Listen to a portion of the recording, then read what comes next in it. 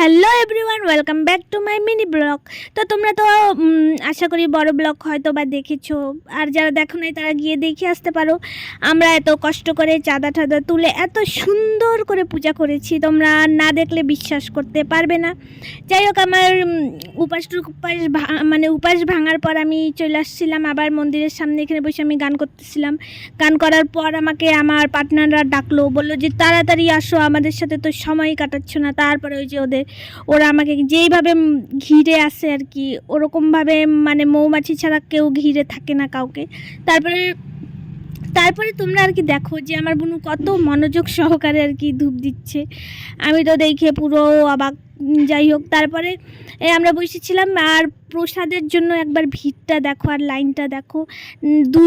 নাই নাই করে 1500 নইলে 2000 লোক খেয়েছিল। আর আমাদের মনটায় যে কত আনন্দ হয়েছিল এটা কাউরে বললে বোঝানো যাবে না।